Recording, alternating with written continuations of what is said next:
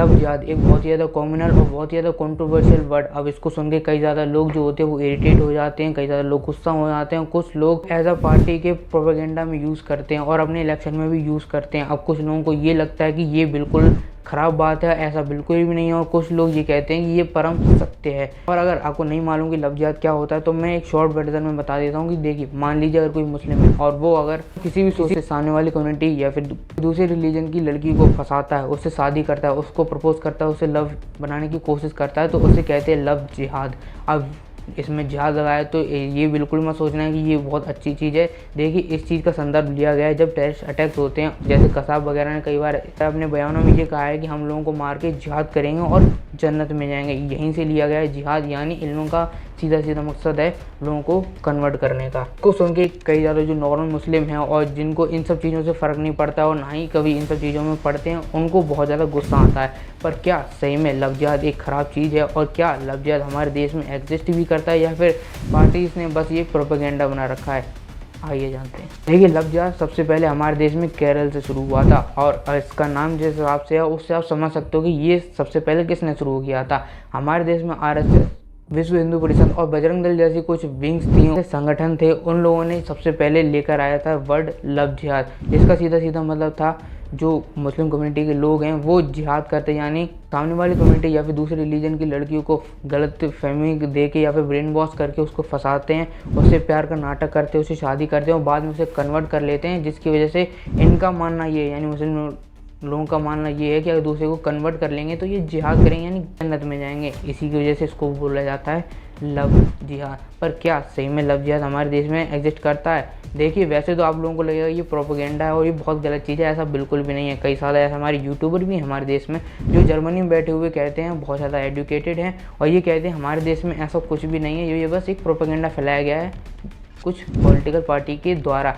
देखिए, ऐसा बिल्कुल भी नहीं है। ये जो है वो एक ग्राउंड रियलिटी है और इसको ग्राउंड पे आके समझा जा सकता है। ये ऐसी चीज़ नहीं है कि इसको रिपोर्ट में दर्ज किया जाएगा, ऐसा बिल्कुल भी नहीं है। इसलिए ओपनली इसके हर इतने ज़्यादा केसेस नहीं आते, पर ये रियलिटी है। इसकी कई ज़्यादा एग्जांपल हैं और इसका एग्जांपल फ्रेशली अभी कर्नाटका से भी हुआ है, जहाँ पे एक कांग्रेस लीडर की बच्ची जो कि कॉलेज में जाती थी, जिसका नाम नेहा है, उसको फयाज नाम के लड़के द्वारा स्टैब कर दिया जाता है गर्दन पे 5 बार, जिसकी वजह से उसकी मौत हो जाती है।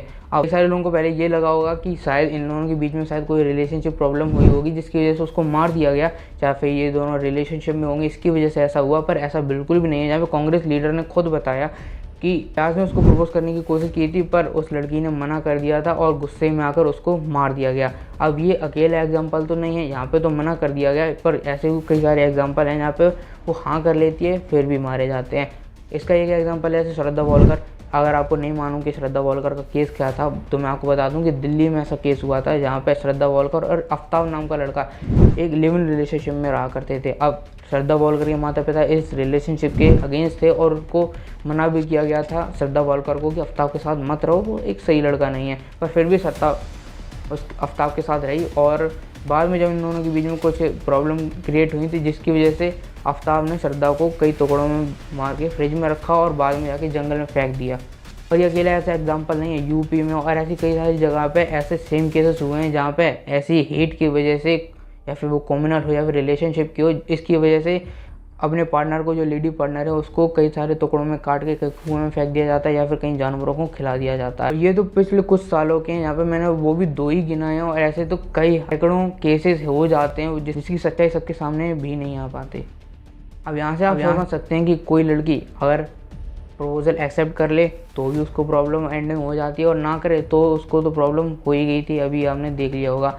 और इतना ही नहीं, जो उनके फादर थे, जो कांग्रेस के लीडर थे, और अपनी आइडियोलॉजी कहें या फिर वो अपनी पॉलिटिकल जो प्रेशर होता है उसकी वजह से उन्होंने क्रिमिनल का नाम तक नहीं लिया, क्योंकि उन्हें मालूम है कि इलेक्शन चल रहे हैं और अगर क्रिमिनल का जो असली नाम है वो ले लिया तो इनके वोट बैंक बहुत ज़्यादा कम हो जाएंगे, खतरे में आ जाएंगे। और इसी की वजह से कांग्रेस लीडर होते हुए भी जहाँ पे कुछ लोग हाथरस तक भाग भाग के जा रहे थे, वो इनके पास नहीं आ पाए, ना ही सिद्धारमैया आए, ना ही राहुल गांधी जी आए, ना अखिलेश यादव, ऐसा कोई भी नहीं आया, क्योंकि उन्हें मालूम है वोट बैंक का सवाल है। इतना सब होने के बाद भी कई सारे लोग इसको बीजेपी का प्रोपेगेंडा बोलते हैं, पर ऐसा मेरे ख्याल से बिल्कुल भी नहीं है। देखिए, ये किसी को हेट देने के लिए नहीं है, पर जो केरला स्टोरी जैसी मूवीज़ आती है वो उनका कहीं ना कहीं आधार लव जिहाद ही है, जहाँ पे कुछ लड़की, मासूम हिंदू लड़कियों या फिर क्रिश्चियन लड़कियों को गलती से फंसा फंसाते हैं और उनसे शादी करके या फिर उनको प्यार का झांसा दे के उन्हें कन्वर्ट करने के लिए फोर्स करते हैं। और बाद में जो होता है वो आप पिक्चर में देख ही चुके हैं।